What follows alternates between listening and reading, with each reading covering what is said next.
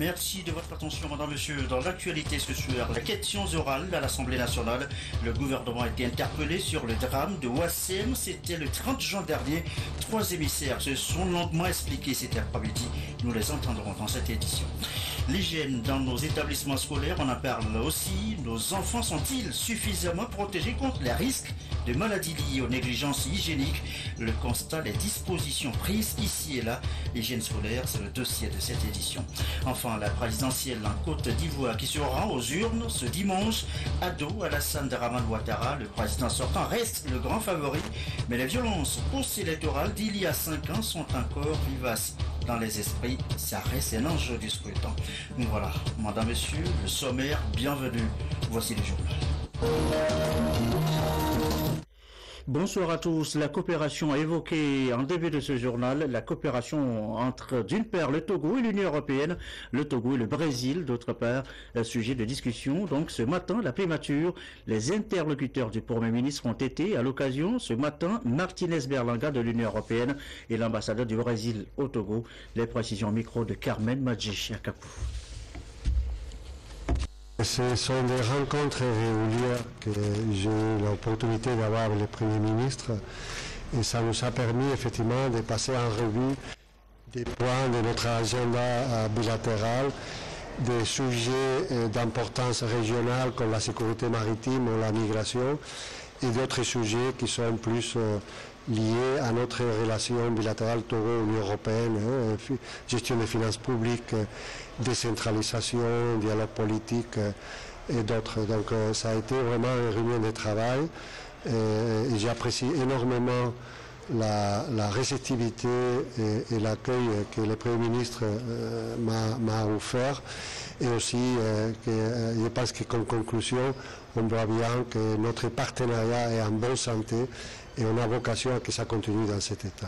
Merci. Je viens de dire à son Excellence le Premier ministre qu'il y a eu des coïncidences intéressantes. Le jour où j'ai présenté mes lettres de créance à son Excellence le Président de la République, j'avais une visite prévue pour quelques jours après, une visite de l'entreprise brésilienne de coopération agricole, Embrapa, dans le domaine du projet de la manioc. Et cette semaine-ci, nous avons une grande délégation de 6 personnes qui s'est déplacée avec l'aide de l'ITRA, s'est déplacée au nord du pays et visite les plantations de coton togolaises. Le coton a décidé de se joindre au projet Coton 4, qui est devenu Coton 4 plus Togo, et c'est un projet très bien réussi dans le domaine de la coopération agricole sud-sud que le Brésil prête à des pays en développement. Et même avant de venir ici, j'ai parlé avec mes collègues de l'Agence brésilienne de coopération qui sont au nord du pays. Ils ont dit que le Togo est très bien organisé pour se joindre à ce projet. Alors nous avons un long chemin devant nous de coopération sud-sud dans lequel je suis disposé à travailler. Et en plus de ça, le Premier ministre a dit qu'il y a d'autres domaines, nous pouvons coopérer aussi, le domaine de la santé, le domaine des sports, et nous sommes ouverts à d'autres demandes de coopération. Et aussi, je voudrais dire que ce moment est très positif dans nos relations parce que je suis arrivé ici après 2 ans sans ambassadeur. L'ambassade n'a pas été fermée, mais elle était sans ambassadeur par 2 ans. Finalement, je suis arrivé. Et aussi, le Togo a décidé de rouvrir son ambassade à Brasilia. Avant-hier, j'ai reçu à l'ambassade le collègue diplomate togolais qui va être le premier chargé d'affaires après cette période de rouverture de l'ambassade. À partir de la semaine prochaine, des diplomates togolais arriveront au Brésil pour prendre les dispositions pour la rouverture de l'ambassade à Brasilia. Alors, dans l'année 2016, nos relations seront reprises full. Et voilà donc les précisions sur les audiences du Premier ministre ce matin au siège du gouvernement. C'est une consultation déjà entamée à Lomé entre le ministre Boukmessi, en charge des collectivités locales, et nos chefs de village et cantons. Plusieurs problèmes surgissent lors de leur désignation. Des familles, vous le savez, se disputent parfois la paternité du trône. Une amorce de solution est donc entamée à Lomé sur ces problèmes de chefferie. Exercice poursuivi ici, vous allez le voir dans la savane. Un reportage sur place de Désiré Aloy. L'étendue du territoire national, la chefferie traditionnelle est confrontée à un certain nombre de problèmes. Dans certains cas, des rejets avec montée de violence, surtout dans la désignation, que ce soit par voie coutumière ou par consultation populaire pour désigner un chef. Face à face, le ministre de l'administration territoriale, de la décentralisation et des collectivités locales, Bayada Poupessi, et les chefs de canton, de village et autres personnes ressources. Une rencontre voulue par le chef de l'État pour recadrer la chefferie traditionnelle dans son rôle. Un échange franc, sincère et compréhensif pour des raisons diverses. Lorsqu'il s'agit de désigner des chefs traditionnels de village ou de canton pour la succession, lorsque le chef ancien décède, et la manière de choisir ces chefs entraîne souvent des difficultés, des querelles, des violences dans certains cas, et des contestations graves.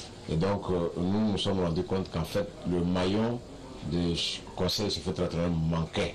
Et donc, s'il y a ce maillon-là, ce maillon pourra aller sur place, vérifier les questions, mieux organiser la désignation des chefs, et nous pensons que cela va amoindrir les problèmes. Un chef, pour être cadré dans sa légitimité, doit avoir un langage de vérité et ne doit pas céder à la manipulation, selon le ministre Bayada Poupessi, qui a rappelé les contraintes de désignation d'un chef. Et pour étoffer la loi de janvier 2007 relative à la chefferie traditionnelle, un conseil de chefs au niveau préfectoral, régional et national est envisagé. Il sera un tampon entre le ministère et les plaignants. Il est prévu dans la loi que ce conseil puisse s'occuper des questions relevant de la chefferie traditionnelle et d'autres questions aussi qui pourraient être confiées à ce conseil. C'est dans ce sens que nous sommes venus consulter les chefs traditionnels de la région des Savanes pour avoir leur avis sur ce conseil-là, la composition, leur organisation et leur attribution. Et j'avoue que les échanges ont été fructueux. Un chef traditionnel gardien des us et coutumes doit être donc un rassembleur, celui qui doit assurer la cohésion dans la communauté. Sa désignation doit se faire alors dans la transparence, le respect des règles pour qu'il soit légitime dans son rôle qui s'étend au litige foncier, le respect de l'autorité, l'établissement des actes d'état civil et la gestion de la transhumance ont fait aussi l'objet d'échanges. Vous avez dû le constater, un petit souci lié au signal en début de journal tout à l'heure sur la zone de Lomé de 16 environ. Tout est rentré dans l'ordre. Nous poursuivons donc normalement ce journal. C'est sur un constat positif, le bon déroulement de l'année académique 2014-2015 et sur l'amélioration des conditions de vie et de travail que le syndicat des enseignants du supérieur a fait sa rentrée ce jeudi. C'était à l'auditorium de l'université de Lomé devant le ministre Broum, à qui le syndicat a tout de même rappelé que beaucoup reste à faire. Le compte rendu de Komo Boyondé. L'échange entre les membres des syndicats des enseignants des universités publiques du Togo a pour but d'insuffler un dynamisme particulier à l'année académique 2015-2016. C'est surtout une occasion pour eux de faire le bilan de l'année écoulée et de définir de nouvelles perspectives pour une meilleure gestion des actions syndicales. Mais déjà, les responsables se félicitent des conditions de vie et de travail ayant permis le bon déroulement de l'année académique 2014-2015. Je peux vous dire que c'est satisfaisant. Dès lors que l'année universitaire sur les deux sites, les deux campus des universités publiques s'est déroulée dans le calme, la sérénité, le dialogue entre tous les acteurs. Je vais dire par là, entre les enseignants et les autorités universitaires et gouvernementales, entre les enseignants et les étudiants, entre les étudiants et les autorités, et bref, entre tous les acteurs. Si vous vous rappelez de quelques années où les universités étaient connues comme un centre d'agitation, grâce à ce dialogue à tous les niveaux, vous avez constaté que Malgré les soubresauts qui ont marqué d'autres secteurs de l'éducation, les universités sont restées dans une dynamique de dialogue et de concertation. La rencontre a été aussi l'occasion de rappeler aux uns et aux autres leurs devoirs et obligations afin d'assurer un enseignement de qualité en réponse aux exigences de la mondialisation. La démarche qualité implique pour chacune des parties des droits et aussi des devoirs. La démarche qualité repose sur une charte qui garantit à tous les acteurs le bon usage du dispositif dans lequel ils doivent intervenir. Nous sommes tous responsables de l'image que véhicule l'université togolaise. Si cette image est positive, nous en bénéficions tous. Si elle est brouillée ou sujette à récrimination, c'est le corps social tout entier qui en pâtit. La chaîne des responsabilités nous lie tous et chacun doit assurer sa part dans l'atteinte de l'objectif de qualité qui est ici visé. À noter que deux syndicats principaux se partagent les actions de défense des droits des enseignants des universités publiques du Togo. Il s'agit du syndicat national des enseignants du supérieur SNES et du syndicat des enseignants du supérieur du Togo, CEST. Cette précision va de poursuivre cette édition suite aux travaux liés à la réfection de l'hôtel de février qui abrite une partie de nos installations. Et bien des perturbations sont observées au niveau donc du signal à Lomé et ses environs. Toutes nos excuses. On reste dans l'enseignement avec précisément maintenant l'hygiène alimentaire dans les établissements scolaires. Nous l'annoncions en titre tout à l'heure. Qu'en est-il exactement avec nos enfants dans nos écoles? Sont-ils vraiment protégés contre les risques liés à la mauvaise hygiène? Le constat d'abord, les dispositions prises ensuite. C'est le dossier de cette édition, dossier signé Christine Pétier-Kialoudé. 9h10, la récréation sonne. C'est l'heure de la pause. Les élèves sont attirés par les mains que leur proposent ces bonnes dames. Ils mangent et se récréent pour avoir de l'énergie nécessaire et poursuivre les cours. Conformément aux dispositions prises par les responsables de l'éducation, tout est mis en place puisqu'aucun repas ne doit être source de maladie. Toutes celles qui sont autorisées à vendre dans cet établissement, par exemple, sont soumises à l'observation stricte de certaines règles d'hygiène. Pour toute personne qui doit vendre dans les établissements doit avoir une carte de santé. Sur le lieu de nos ventes, toute personne qui doit vendre doit se couvrir d'un tablier et d'un chapeau sur la tête pour que les cheveux ne rentrent pas dans la nourriture, parce que si ça rentre dans la nourriture, ça peut causer une maladie aux enfants. Donc là où on doit vendre doit être propre, il n'y aura pas de saleté, et on doit couvrir nos nourritures avec des tapis. Une personne qui vend la nourriture ne doit pas prendre l'argent avec la main droite. Pour donner la monnaie ou prendre l'argent, c'est avec la main gauche et remettre encore avec la main gauche.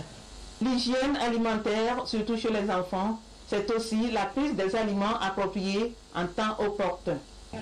Quand on parle d'hygiène, ce n'est pas simplement s'habiller très bien ou bien l'environnement bien propre. C'est aussi dans la nourriture. On a des femmes qui vendent des jus. Des fois, on amène, si c'est un peu décongelé, il ne faut pas que le lendemain, on recongèle ça, puis on va ramener ça encore pour les enfants. Par exemple, le citron, ça va se fermenter, puis ça peut causer aussi d'autres maladies. Le suivi de ces bonnes femmes est très important dans la régularité de leur carnet d'hygiène et dans l'hygiène qu'ils doivent avoir autour des aliments qu'ils vendent. Nous avons interdit qu'on vende du jus avant 9h30 parce que nous avons constaté que quand les enfants arrivent, ils prennent de ce jus-là, c'est des maux de ventre.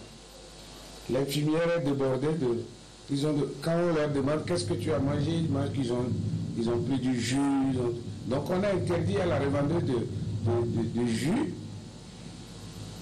de venir avant la récréation. Elle n'arrive qu'après la récréation. Donc à partir de 10h là, quand les enfants, après avoir mangé autre chose, quand ils prennent ça, ils n'ont plus ces maux de ventre. Le lavage des mains est un aspect que certains établissements ne négligent jamais. Ceux qui ont la charge des enfants doivent appliquer cette règle-là. Et après avoir fini de manger, les enfants doivent se laver les mains. Les toilettes, après les toilettes, les enfants doivent se laver les mains. Mais même après le jeu, quand les enfants jouent, ils doivent se laver les mains. En général, tout le monde doit appliquer cette règle-là pour être en bonne santé. L'école, un cadre institutionnel et presque une seconde famille pour ses élèves. Les mesures d'hygiène sont à renforcer et à respecter dans chaque établissement scolaire. Elles sont un facteur déterminant qui contribue au bien-être des élèves et à leur réussite durant leur cursus scolaire. Autre sujet évoqué ce soir, les changements climatiques. Le Togo dispose déjà de 2 documents stratégiques sur la question. 2 documents déjà, mais voici un 3e. Il a été soumis, vous allez le voir ce jeudi, à validation sur notamment les mécanismes de financement. Les précisions de Lucassi avec Antoinette Oumaovova. Ces dernières années, le réchauffement climatique, selon les spécialistes, a atteint un niveau record. Les émissions de gaz à effet de serre ne laissent alors aucune chance aux activités humaines. Les conséquences vont de l'augmentation du niveau de la mer, l'érosion côtière et le bouleversement des saisons, en passant par la pauvreté des sols. Conscient de l'urgence d'agir, le Togo a entrepris plusieurs actions parmi lesquelles l'élaboration des documents de communication nationale sur les changements climatiques. La 3e revue de ces documents est ici soumise à validation. Le document de la 3e communication nationale va faire l'objet d'analyse et d'examen pour être enrichi, amélioré, afin qu'il puisse refléter les réalités des différents acteurs au niveau national. Le document traite essentiellement des circonstances nationales, c'est-à-dire qu'il explique les conditions socio-économiques et environnementales dans lesquelles le Togo met en œuvre la Convention. Il expose également les niveaux d'émissions de gaz à effet de serre dans les différents secteurs d'activité, notamment l'agriculture, l'énergie, l'utilisation des terres, changement d'affectation des terres, foresterie, déchets et procédés industriels. À l'heure où la conférence de la Convention cadre des Nations Unies sur les changements climatiques et la COP21 se prépare activement, ce document après validation permettra au Togo d'être à ses rendez-vous et d'apporter sa contribution en vue de faire face aux effets néfastes du réchauffement de la planète. On en vient dans la foulée à la biodiversité, les risques biotechnologiques. La préoccupation ici, eh bien, c'est de former des compétences pour la mise en place d'un comité scientifique en la matière au Togo. Le ministère de l'Environnement s'y emploie et c'est avec l'appui de l'UEMOA. Christin Kossi avec Clarisse Atticlé. La biosécurité est l'ensemble des mesures prises pour la protection de l'environnement, de la santé humaine et animale face aux aléas de la biotechnologie moderne. Elle est une priorité de tous les États pour un développement durable. Pour prévenir les risques liés à l'usage de cette biotechnologie dans la sous-région ouest-africaine, un programme régional de biosécurité a été élaboré par l'UEMOA, une politique dont la mise en œuvre dans les pays membres nécessite des compétences. Cette rencontre des experts et chercheurs en environnement est destinée à identifier les compétences nécessaires en vue de mettre en place à la fois un comité scientifique et un organe technique de biosécurité. Ce comité est chargé d'étudier toutes les demandes d'autorisation soumises au ministère de l'Environnement. Il faut que ce comité étudie et fasse l'évaluation des risques. Voilà, l'évaluation des risques, tant au niveau sur l'environnement, tant sur la santé humaine et animale. Donc ce comité, ce sont des experts, des spécialistes du domaine donc de la biotechnologie et de la biosécurité pour que toute demande qui est soumise au ministère de l'Environnement soit analysée, étudiée. Une fois les évaluations faites et bien sûr après analyse, le comité est appelé à donner son avis pour orienter les gouvernants dans leur prise de décision. Et l'écosystème dans tout ça, quelle gestion pour maintenir les équilibres? Une rencontre sous-régionale se plonge sur la question depuis ce matin à Lomé. Voici les précisions avec Victorine Aïssa et Antoine Oumaovova. Les enfants du centre de coordination La diversité biologique sur la Terre et les modèles naturels qu'elle forme en proie à de graves menaces liées à l'activité humaine. Les processus qui lient écosystèmes et espèces sont complexes. Une intervention effectuée dans un lieu géographique donné peut avoir des répercussions imprévues ailleurs plusieurs années plus tard. À cet égard, il est important de trouver des stratégies de gestion intégrées des sols, des eaux et des ressources vivantes. Un exercice auquel se livrent les experts régionaux ici à Lomé. Il est important qu'on se mette ensemble, qu'on s'asseye ensemble et qu'on dégage des pistes pour travailler ensemble, parce que sinon, vous aurez des écosystèmes qui seront très bien gérés, mais il n'y aura pas assez de coordination. Pour toutes ces initiatives qui sont d'intérêt transnational, il est important qu'on s'accorde sur comment on va travailler, où est-ce qu'on va trouver les financements, quels sont les résultats que l'on cherche à atteindre et comment nous allons communiquer, comment nous allons partager nos capacités. C'est une recherche de mutualisation des capacités, des ressources et également une recherche de synergie pour atteindre des résultats beaucoup plus durables. Il est attendu de cette réunion une synergie d'action en vue de renforcer la coopération sous-régionale en matière de gestion intégrée des écosystèmes pour la conservation et la gestion durable des réserves naturelles. Pouvoir opérer à l'international, eh bien, c'est le rêve de tout opérateur économique au Togo. Eh bien, c'est avec la Chambre de commerce et d'industrie qu'une cinquantaine de ces opérateurs ont participé le 24 septembre dernier à une journée économique du Togo à Milan. Le rapport de cette journée, Expo Milano 2015, a fait l'objet d'une conférence de presse cet après-midi. À Lomé, les précisions, Lucia Komissa Ramdan Bassina. En septembre dernier, les opérateurs économiques togolais étaient invités à l'exposition universelle Milano 2015 en Italie. Une rencontre d'affaires au cours de laquelle le Togo a eu à présenter ses différents produits agricoles. La Chambre de commerce et d'industrie du Togo, qui a joué un rôle important dans cette exposition universelle pour le compte du Togo, est satisfaite de la participation du Togo. Généralement, d'autres aussi ont pu avoir des rencontres B2B, sont allés sur le terrain, rencontrer d'autres opérateurs pour voir les expertises possibles pour qu'ils puissent investir au Togo. Généralement, nous sommes satisfaits de ce qui s'est passé et nous sommes sûrs que prochainement le Togo gagnera à travers ces rencontres. La journée économique du Togo à cette exposition universelle a donné lieu à des rencontres d'affaires, d'échanges et de signatures de partenariats. À terme, ce sont des retombées économiques assez conséquentes qui sont attendues. La Chambre de commerce salue l'appui du gouvernement, grâce à qui cette participation a été remarquable. L'actualité chez nous, c'est aussi la télémédecine et la téléformation médicale. Une séance d'information a été consacrée ce jeudi aux opportunités de services dans le domaine, lesquelles, comment les utiliser. Eh bien, voilà cela dans ce reportage de Clarisse Atticle. Intégrer la télémédecine, c'est-à-dire l'utilisation des technologies de l'information et de la communication pour la consultation à distance et la prise en charge des pathologies, permet de gagner du temps et de faire des économies. C'est une pratique innovante qui fait déjà ses preuves sur le continent. À travers cette rencontre avec les praticiens de la médecine et les professeurs d'université, le réseau d'Afrique francophone de télémédecine, RAFT, entend vulgariser ce type de médecine au Togo. L'idée de la télémédecine, c'est de déplacer de l'information, de déplacer des connaissances sans devoir déplacer les gens. D'utiliser les technologies de l'information, de la communication pour amener les bonnes informations aux personnes qui vont pouvoir les utiliser pour prendre des meilleures décisions, pour faire un diagnostic, pour choisir le traitement, pour suivre les patients, sans devoir faire voyager les patients vers la capitale et sans devoir faire voyager les spécialistes vers la périphérie.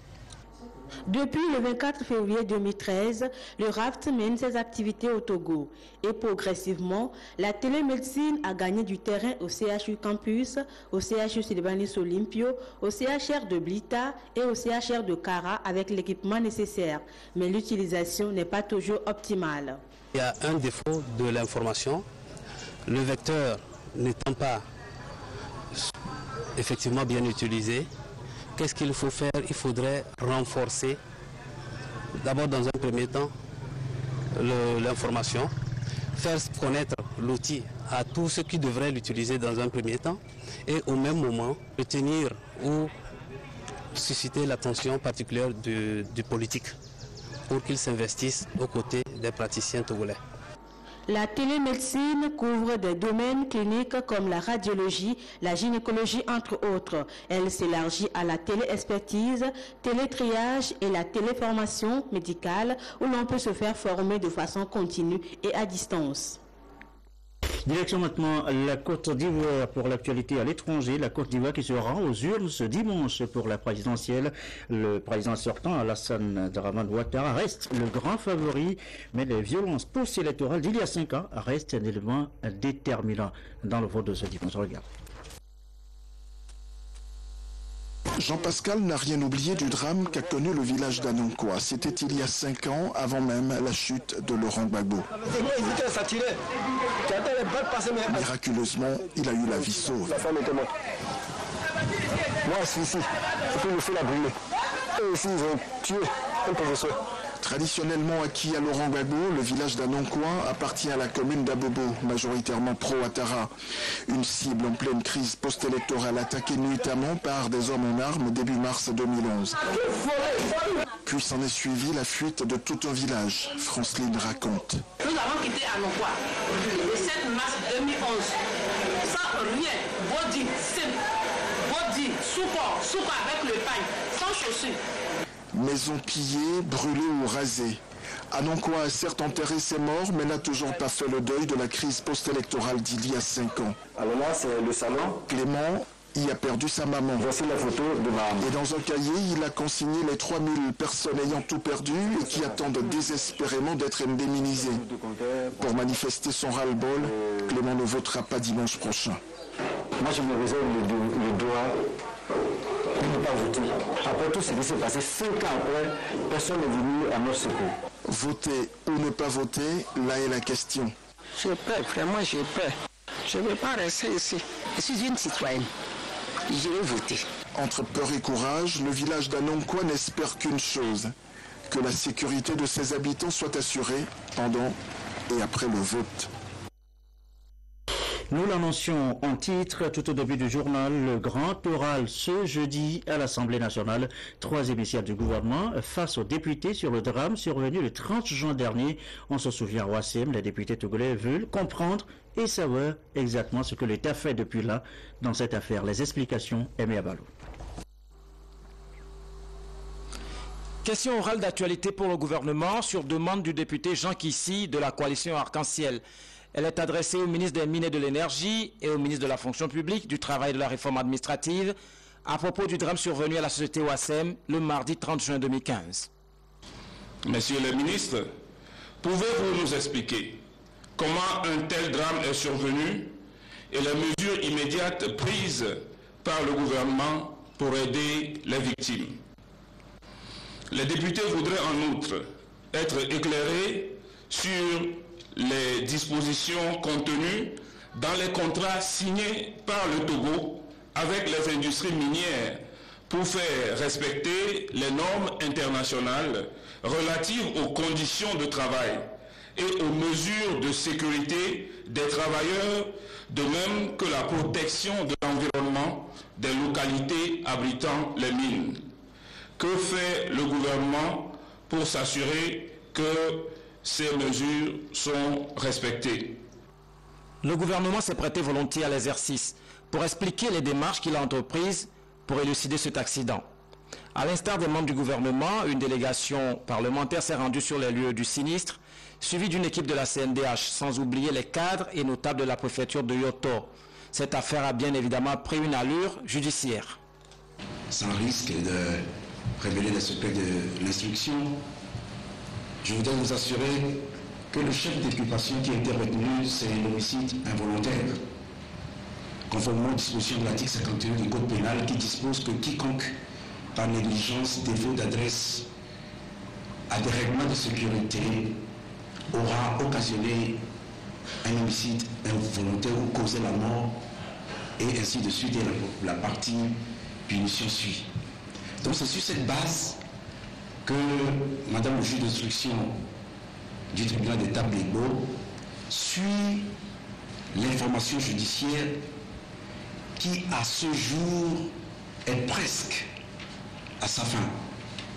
Et à l'heure actuelle, la seule chose qui reste à faire, c'est l'incubation du directeur général. Donc cet aspect de la procédure permettra dans un délai très court à venir de clôturer la procédure. Conformément aux dispositions de la loi cadre sur l'environnement votée en 2008, tout contrat minier conclu avec le gouvernement doit préalablement faire l'objet d'une étude d'impact socio-environnemental. On s'est aperçu qu'il y avait beaucoup de retard de la part de WASEM. Alors, afin de remédier à cet état de fait, le gouvernement vient de décider que le ministère des Mines, cela sera détaillé tout à l'heure par mon collègue chargé des Mines et de l'Énergie, va déployer sans délai une inspection et une évaluation indépendante. C'est-à-dire qu'un cabinet ayant l'expertise nécessaire sera recruté à la charge et aux frais de WASEM pour procéder à l'inspection de tous les aspects de cette usine. Il s'agit de s'assurer que les installations elles-mêmes sont en conformité avec les normes et les standards internationaux en la matière. Il s'agit de vérifier les conditions d'hygiène, de santé et de sécurité à WASEM.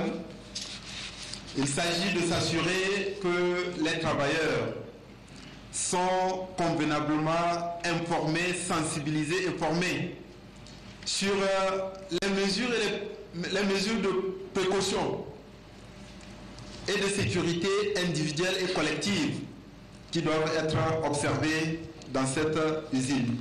Depuis l'adoption de cette loi,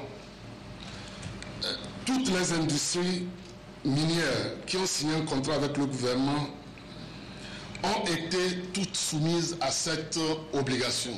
Mais par contre, les industries qui ont signé un contrat avant l'adoption de cette loi, il y a un décret qui a été pris en mars 2011 et qui leur fait obligation de faire un audit environnemental et social pour pouvoir remédier éventuellement aux manquements que l'audit pourrait révéler. Le gouvernement, dans le souci effectivement de rendre conforme les contrats signés avec les sociétés ou les industries minières aux meilleures pratiques internationales dans le domaine minier, a sollicité et obtenu un appui financier technique de la facilitation juridique africaine de la BAD en vue de la relecture des 10 contrats et apporter éventuellement toutes les modifications nécessaires pour que ces contrats puissent effectivement être conformes, comme je l'ai dit, aux meilleures pratiques internationalement acceptées. S'il y a des manquements, s'il y a des modifications à apporter aux contrats, à tous les contrats signés avec les industries minières, qu'on puisse les apporter. Les explications fournies par les membres du gouvernement n'ont pas empêché les députés de revenir à la charge pour demander des informations complémentaires.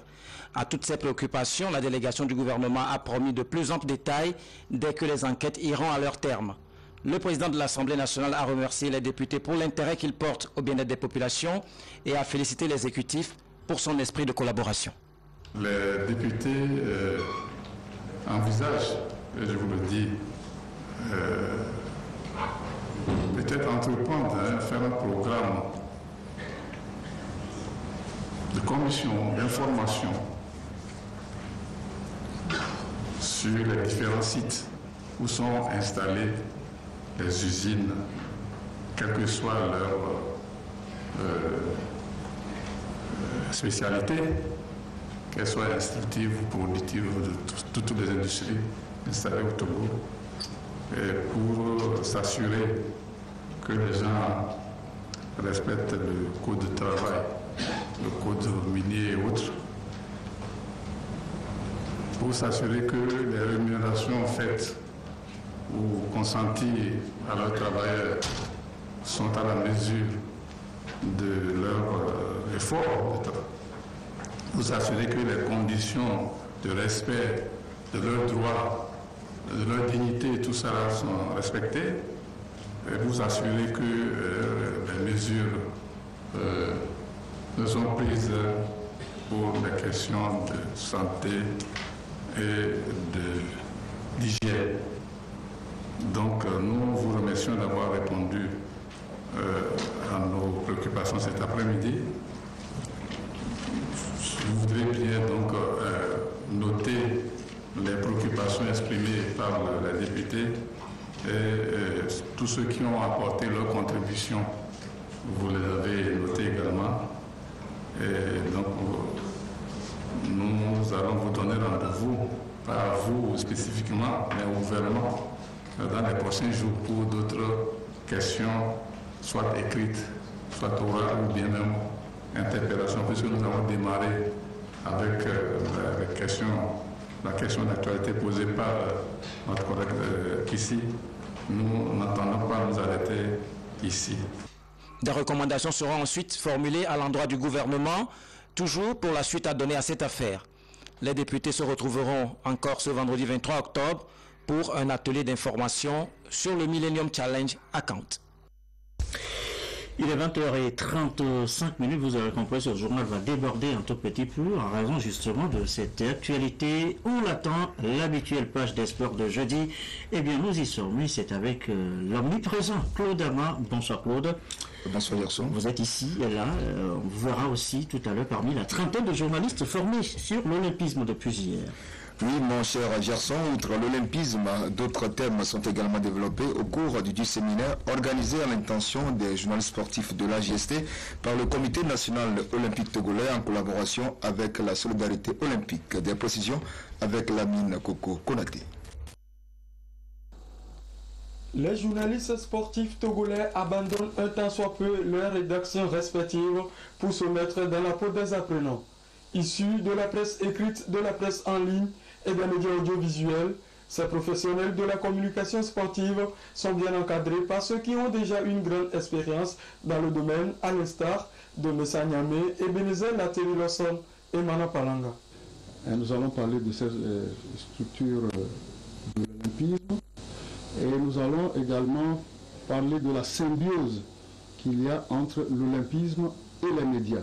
Nous allons également parler du renforcement des capacités des journalistes sportifs sur la manière de couvrir les événements, c'est-à-dire la terminologie même des formules. La terminologie des formules. Nous allons parler également de certaines disciplines sportives, notamment l'athlétisme, notamment le tennis de table, le lawn tennis. Nous parlerons également du cyclisme. Et donc tout ça sur des mots techniques que les journalistes très souvent ne maîtrisent pas. Le Comité national olympique togolais n'a qu'un seul souci en initiant cette rencontre. C'est pour, d'un côté, apporter des connaissances en matière d'olympisme, en matière de valeur olympique aux journalistes sportifs et ensuite les former sur le plan technique. Ces journalistes sportifs ont 3 jours pour mieux s'outiller et parfaire leurs connaissances dans le traitement des infos sportives. Et aussitôt apprises, aussitôt mise en pratique vos connaissances. Ce sera ce dimanche au stade de Kégué, n'est-ce pas Claude? Effectivement, Gerson, les éperviers locaux qui auront 2 buts à remonter dimanche face au Milan du Niger en match retour des éliminatoires du CHAN au Rwanda 2016 sont depuis lundi en plein chantier.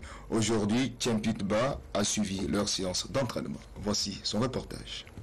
Après leur défaite 2-0 face au Milan du Niger samedi dernier à Niamey, les éperviers locaux ont obligation de résultats. Conscients de ce fait, ils se sont mis à la tâche depuis leur retour au pays lundi, ce sous la houlette de leur coach Tom Saint-Fit. On a une équipe de beaucoup de jeunes joueurs qui sont très motivés et qui veulent qualifier pour le CHAN. Ça veut être la première fois que Togo peut qualifier, mais ce n'est pas un match facile naturellement. On joue contre le Niger, on a perdu 2-0 là-bas, on doit marquer à la maison 3 buts pour qualifier. Nous savons que ce n'est pas facile, mais on veut faire tout et l'équipe veut faire tout pour créer un rêve dans le football togolais. La séance d'entraînement-ci sera suivie de 2 autres vendredi et samedi, la veille du match retour prévu dimanche à 15h au stade de Kégué. Une dernière info. Oui, Gerson, le congrès extraordinaire de la Fédération Togo de football qui devrait amender et adopter le nouveau statut samedi, reporté au 7 novembre prochain. Mais ce samedi 24 octobre, le tournoi Santé Foot sera à l'étape des demi-finales et de la finale au stade du camp général Amélie de Gara. Bien évidemment, Alfred Kolani et ses invités seront au rendez-vous de Dire Foot. Merci bien, Claude. C'est noté. C'est la fin aussi de cette édition du Soir. À retenir les questions orales ce jeudi à l'Assemblée nationale, les explications des émissaires du gouvernement sur le drame de Ouassem en juin dernier. Vous avez écouté les réponses aux interpellations des députés. Votre soirée sur la télévision togolaise, la météo, un rendez-vous avec le ciel. Que disent les prévisions? Cléo Sabine Poko, dans un instant, 21h, votre soirée, CSI Miami, série policière suivie du documentaire Le Roman de l'Homme, 22h30, nos dernières infos. Merci à vous qui nous suivez ce soir à Paris-Or, c'est à Sokone, à Londres, en Angleterre, sur la télévision togolaise et comme d'habitude et toujours fidèlement. Belle soirée.